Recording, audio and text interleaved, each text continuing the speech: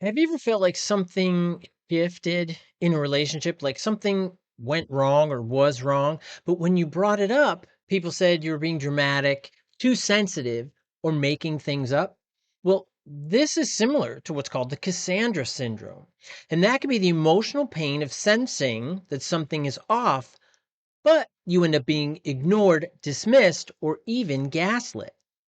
Now, this can happen if you have BPD or BPD traits, or if you're in a relationship with someone with narcissistic tendencies, or someone who tends to utilize a lot of dismissing behaviors, you tend to be ignored in the relationship, or if you're being gaslit. So, we're going to talk about this today, unpack it, and I'm going to give you some tips and tools to help you out. So, let's get into the Cassandra Syndrome. Well, the Cassandra Syndrome, it is named after Cassandra in Greek mythology, and she was cursed to speak the truth but never be believed.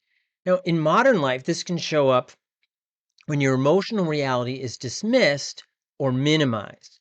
And this can happen over and over and over again. For example, if you're the partner of somebody who tends to do this, you notice your partner's pulling away, acting colder. You speak up, and maybe friends say, he's probably just tired. You start wondering if you're imagining things. You kind of turn it on yourself. Now, if you're somebody with BPD, you sense that someone close to you is upset. But when you ask, they say, you're reading too much into it. You start questioning your own instincts. Again, you turn it on yourself and you're not believed for the statement. And there's a whole bunch of reasons why this can happen. And this relates to BPD because if you live with BPD or BPD traits, you likely pick up on every shift in someone's mood or attention. And that can be an activation. And an activation is when your core content gets activated. And that kicks in your BPD or what's called family in the head. Family in the head, that's that chorus in your brain that supports and empowers BPD and that negative aspect and those negative patterns. So then you act out in your relationship, causing a higher probability of difficulties and other types of problems. Now, also, if you ask, did I do something wrong? But you're told, stop being paranoid, or you're too sensitive. And after a while, you start thinking, why do I always mess things up? Again, you turn it on yourself. But if you're in a relationship with someone who has NPD or BPD traits, when you express your hurt, they might blame you or twist the story. And a lot of times people are trying to find, let's just call it like a happy medium, right? Where you and your partner, where both of you can function well together. And this can be really tricky. And the Cassandra syndrome can certainly be part of it. It can add to that distortion of self, certainly confusion, and even believing if what you're thinking or what you're saying or what you're perceiving is accurate. And BPD and family in the head absolutely twist that. And a lot of times, if you explain a situation to someone else and you hear, you just don't understand how things are for them, you feel minimized, you feel dismissed. And then over time, you start to silence yourself because every time you speak, you're made to feel like you're the problem. But recognize in silencing yourself, it doesn't mean that it goes away, it sits inside. And a lot of times with my clients, I'll use an example of the big pasta pots, the big pots. And each issue or each time it happens, you're pouring water into that pot, pouring water into the pot over and over again. And those are the issues of perhaps being dismissed, being ignored, being gaslit. And as you're pouring it in, BPD and family in the head is turning up the heat. So it's getting hotter, it's starting to boil. And you put a lid on it. So you're just, nope, not going to deal with it. Put the lid on it. And what happens over time, and I don't recommend you trying this at home. Don't try it at home, kids. You know that one? That it's on your stove. And then that lid starts to vibrate because of all the pressure. Well, that's a lot like all the stress that you've stuffed in, and then it starts to bubble up. And it comes out in these maladaptive beliefs, behaviors, and patterns that are often related to BPD, to poor coping with stress, could be also PTSD, could also be depression, could be anxiety, could be a wide variety of issues, or just difficulty managing and coping stress because the way you deal with it, and perhaps you learn this by the people around you, is just eat it, just be quiet, and silence yourself. Now, the emotional impact of not being believed can really manifest and bleed into many other parts of your life. When no one validates what you're feeling, you start to wonder if you can even trust yourself. You start to question your own perceptions, particularly as they relate to emotional components or activations. We go back to that activations, core content leading to surface content expression, right, of maladaptive beliefs, behaviors, and patterns.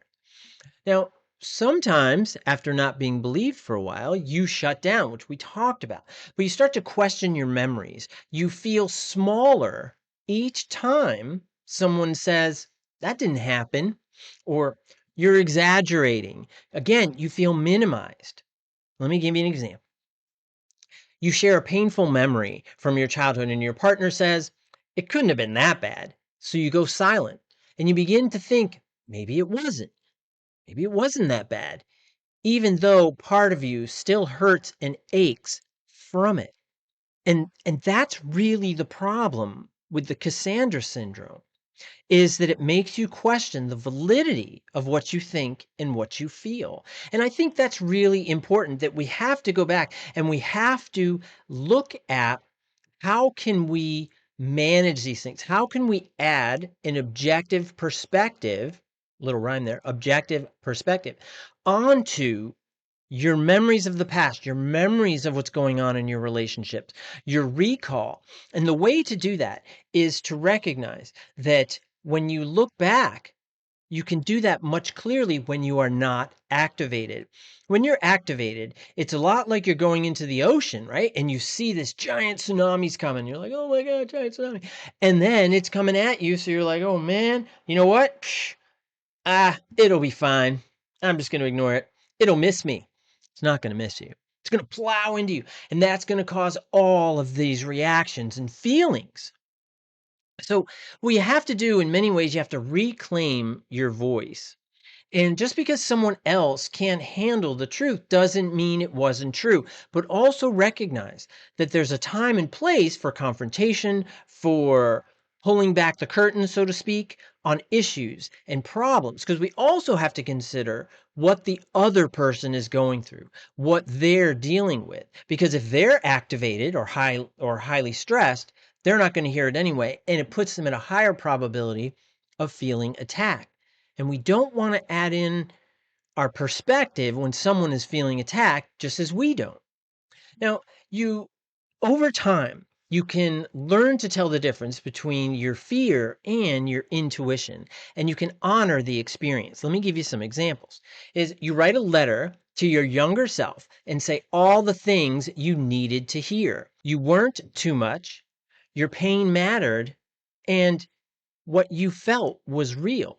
I mean, that's such an intensive validation. So many times we invalidate others, intentionally or unintentionally, about their memories or their past or what they experienced. And really, all they need is a sense of validation of being heard and being seen. Now, another example of reclaiming your voice would be you speak honestly in therapy for the first time. And I know sometimes a lot of people struggle with being open and honest in treatment. And I understand that. It's very scary. It puts you in a vulnerable feeling position. And I understand that. Hopefully, your mental health provider understands that and has the empathy for that, because it's super scary to talk about your past, to talk about your feelings. And in some instances, hope that you get validated, hope that that mental health provider gives you that time and space to understand it, to process it, and you get a sense of being heard and seen. That's so important. And in therapy, I know it can feel terrifying, but over time, you can get a sense of feeling grounded and understood within your own story. And that goes against the Cassandra Syndrome. And that's exactly what we want to do. Now, there's absolute tools out there that can help you do this. I wrote a complex BPD book that you can explore your identity, and you can really get some good insight into how your identity, sense of self, and your managing your feelings has been shaped. And this can help you understand by various comorbid disorders that may be present if you have BPD or BPD symptoms. There's also these BPD cards that I created, and it has reminders like you're not overreacting, you're responding to something real. And that's really important because sometimes we have to validate ourselves. And sometimes a card like that can really be helpful because you can look at it and say, oh, yeah, that's right. And believe it or not, it really, really helps. So there's a lot of different strategies. Also wrote a journal, and within that BPD journal can really deal with various aspects, whether they're relationships, feelings, moods, behaviors, looking at all of those things. And these tools can be used to help you build that sense of trust in yourself. But also remember, when you're activated, our perceptions are skewed, and that's for everybody. Whether you're in a relationship with someone with NPD or somebody who dismisses you or ignores you, or whether you have BPD, borderline personality disorder, or narcissistic personality disorder, NPD. So it's important to recognize when you are activated, your core content, whatever that may be, fear of abandonment, rejection sensitivity, emptiness, fear, shame, doubt, guilt, inferiority, whatever it may be. You have to be in touch with those things and recognize you've been activated. And then that puts you in control. You have a greater sense of what's going on. And that's what's key to pull you out of the Cassandra Syndrome. So I hope this was helpful. Leave some comments. If you've experienced this in your life, leave some comments. When did you know something deep down, but no one believed you? Or when did you feel like you were 100% sure, but everybody else around you kept telling you, you don't know what you're talking about. You're being too sensitive. We have to really get a grip on where we are and how we are functioning within our life. And I know that that's hard because sometimes that grip, it's not always easy, right? Sometimes it's like grabbing a wet pickle. You try to grab the wet pickle and it keeps sliding around, It's tough. Be patient with yourself. Allow yourself space and time to understand not only your emotions, but also your history. So check out some of my other videos. I hope to see you next time, and take care. Bye-bye.